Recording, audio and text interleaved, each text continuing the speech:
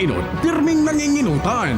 Always number one. Always number one. DCGB 729 kHz. Enot sa Bareta. Enot sa Gabos. Ang DCGB aktibong miyembro yan kan KBP, Kapisanan ng mga Broadcasters ng Pilipinas. Philippine Standard Time halay sa Pag-asa alas 5:07 nin pagkahapon. Alas 5 ning hapon, oras na para aramon ang mga maiinit na bareta kanal daw na maruluwas sa agas sa mga periodiko, radyo asin telebisyon. Enot na madadangog ngunyan sa DZGB Bareta alas 5. Mga bareta ngunyan para sa aga. Enot na tinipon sa DZGB Newsbase. DZGB Bareta alas 5. Kaiba ang field reports kan Mega Force Patrol. Halin sa iba-ibang parte kanalbay asin kabikolan. Ngunyan, uya ang sa idong tagapagbareta.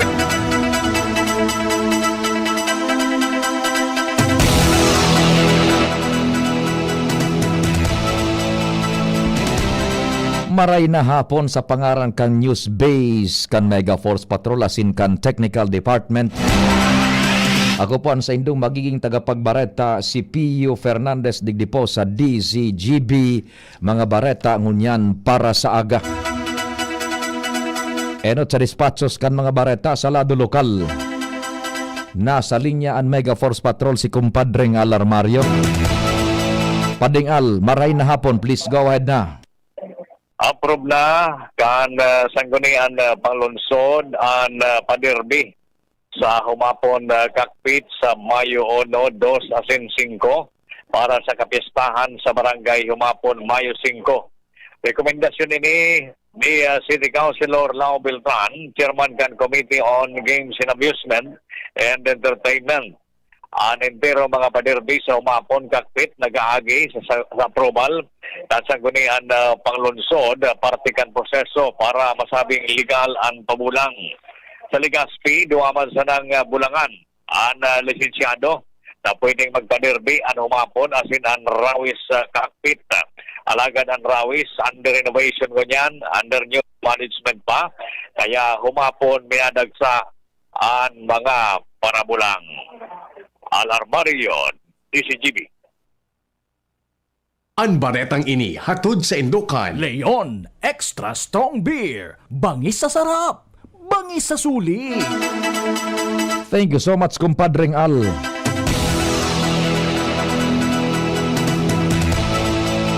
Ngunyan sa detalyas kan bareta sa lado nasyonal, padagos ang pigbabantayan kan pag-asa na Super Typhoon Sinlaku na nasa luwas kan teritoryo kan Pilipinas. Ultimong nahiling ini sa distansyang 2,455 kilometros, sirangan kan Sur-Eastern Luzon. Dara ka ini ang kusog ning paros na minaabot sa 205 km per ora, asin doon na maabot sa 250 km kada ora na naghihiro pasiring sa sirangan sa kaskas na 15 km per ora. Sigun sa pag-asa, hababaon ang tsansa na maglaog ini sa teritoryo kang Pilipinas, asin hababa ang tsansang maglandfall sa anuman na parte kang nasyon.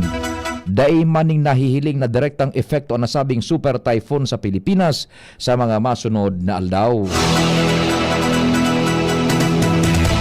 Mientras tanto, ipinahayag kan Departamento kan Enerhiya na uminabot na sa 64 aldaw ang supply kan petrolyo sa nasyon. Sigun kay Energy Secretary Sharon Garin, hale sa 50.31 dias na average, nadagdagan ininin 14 aldaw dahil sa mga bagong nag-arabot asin mga i-deliver pang petrolyo.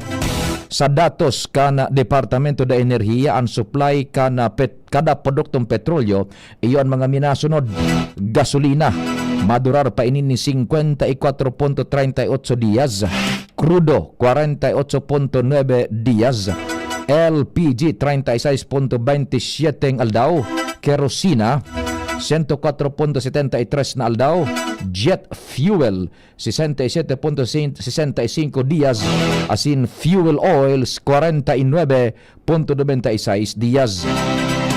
Mientras piglinaw kan opisyal na daikayang magtipon ning 90 sa 120 dias na supply dahil sa limitadong storage asin padagos na konsumo.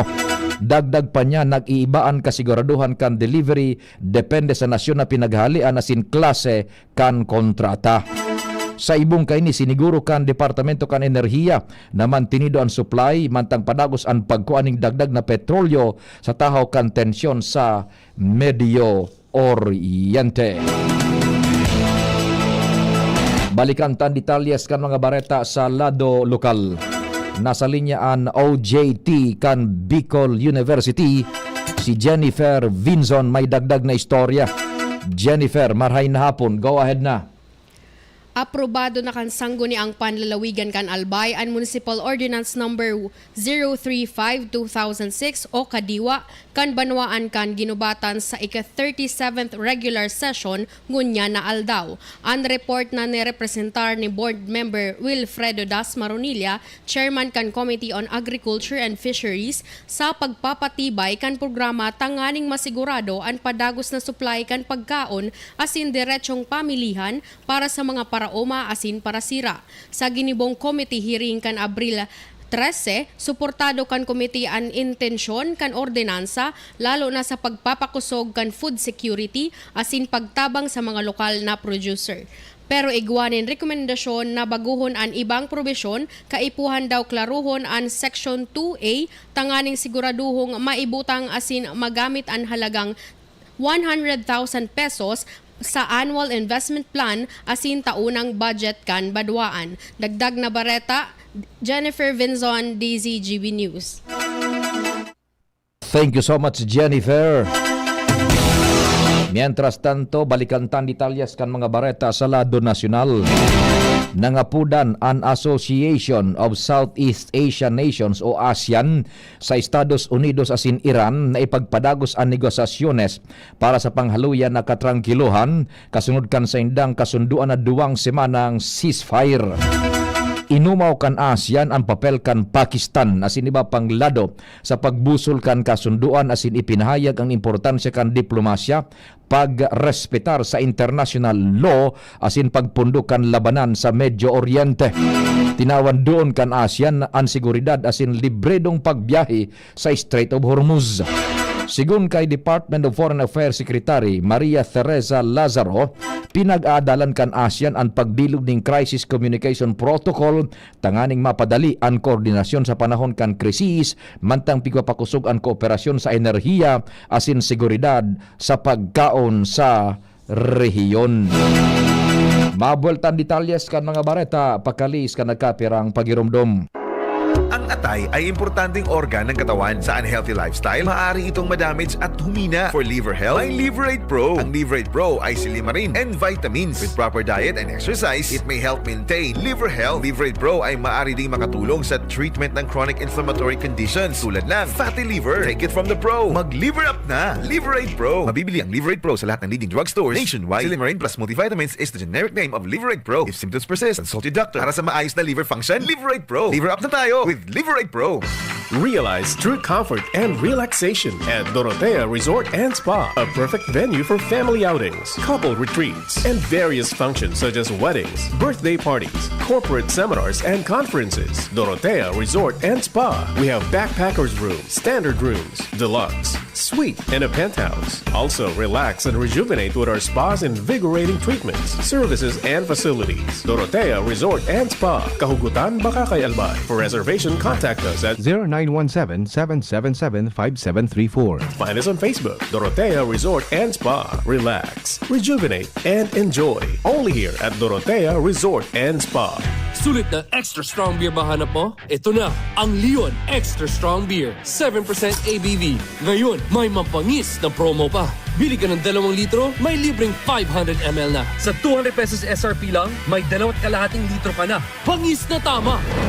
Ilabas na ang pangis ng Leon. Bili na! Promo runs from December 19, 2024 to December 31, 2025. Extended until June 30, 2026. For DOH, FDA, CFRR permit number 1748S, 2024. Drink responsibly. Leon Extra Strong Beer. Bangis sa sarap. Bangis sa suli. Kung ikaw ay edad 50 pataas katulad ko, may mataas na ang risk ng panlalabo ng paningin. Mas challenging ang pang-araw-araw na gawain tulad ng pagbabasa, pagsusulat, at pagmamaneho.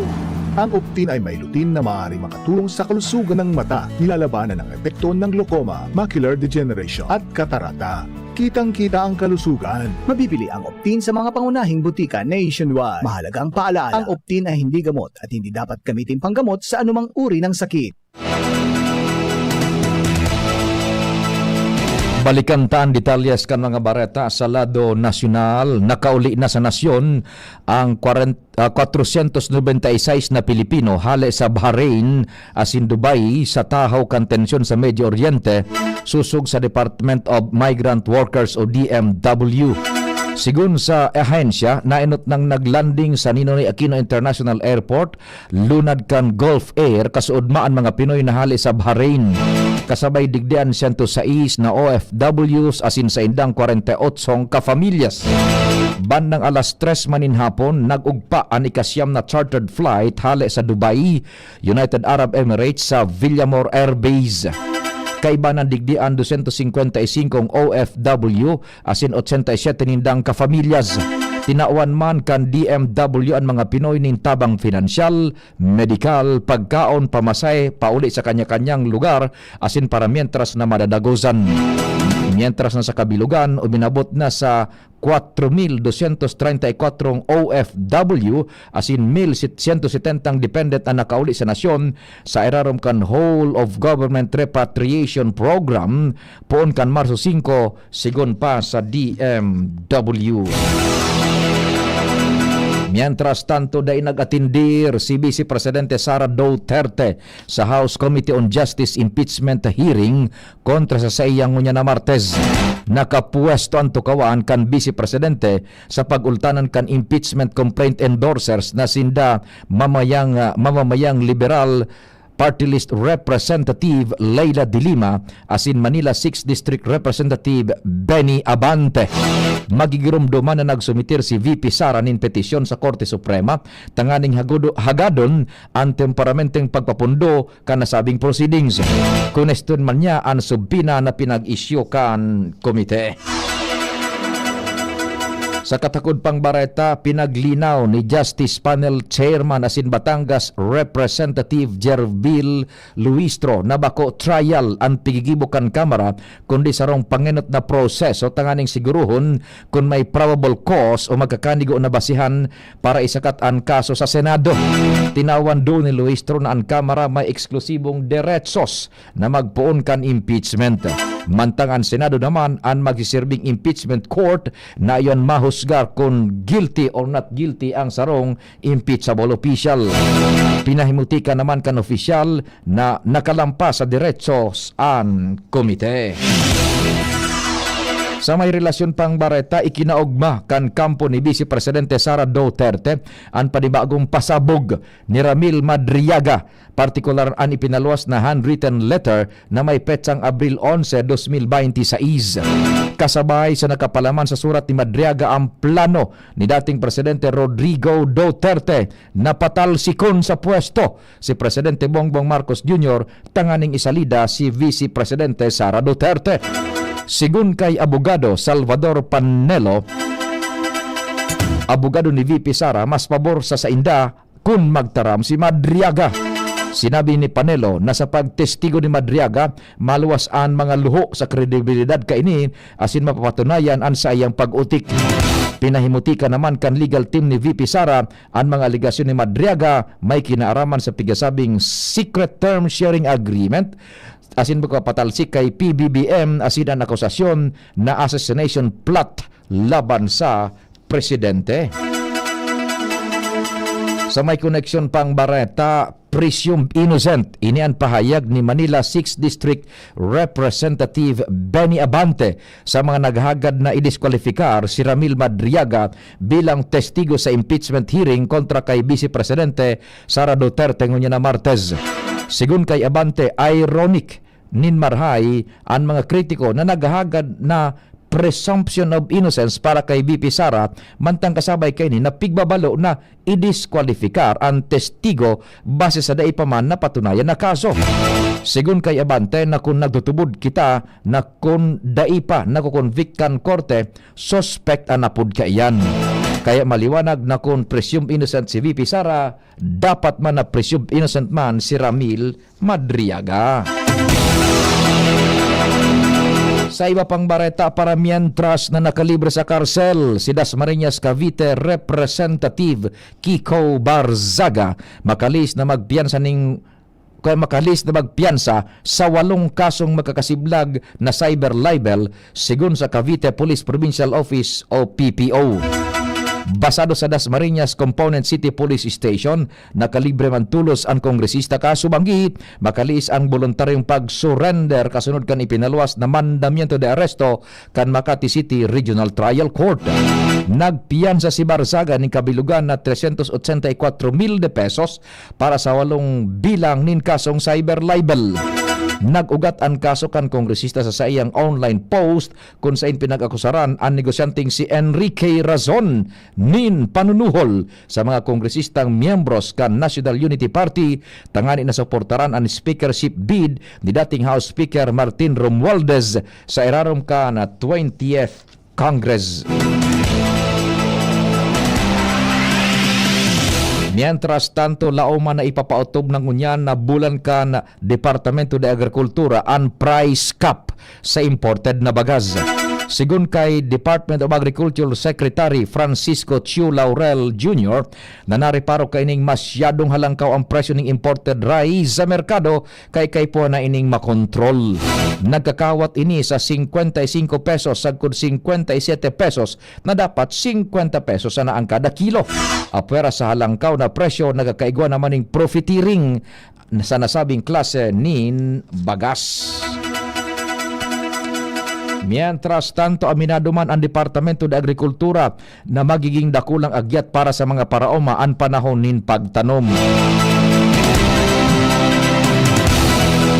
Sa kapihan sa Manila Prince, ipinahayag ni Department of Agriculture Secretary o kaya Department of Agriculture and Assistant Secretary Arnel de Meza na apektado ang mga paraoma sa padagos na paglangkaw kang presyo ng petrolyo, lalo na ta nagagamit sinda nin krudo sa mga traktora, mantang halangkaw naman ang presyo kan abono.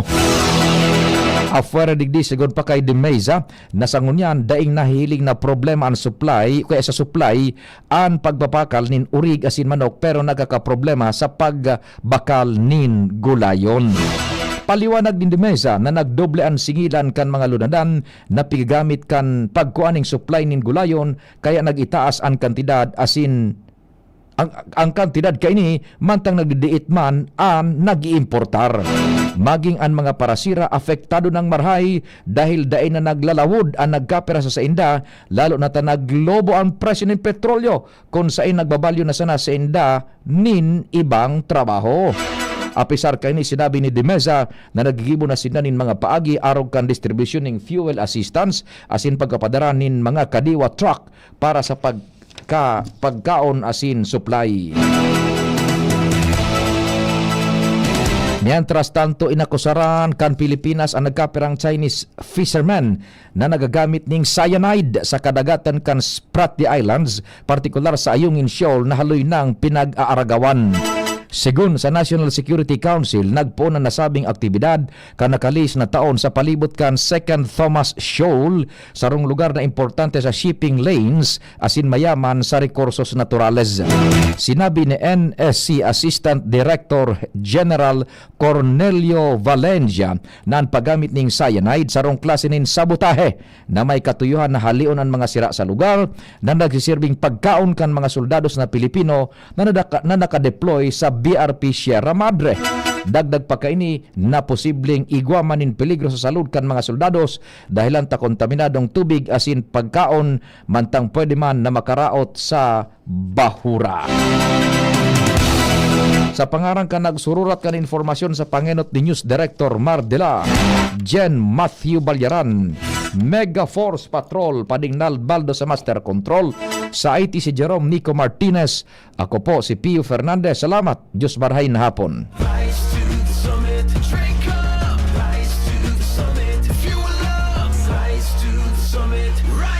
The right hydration matters.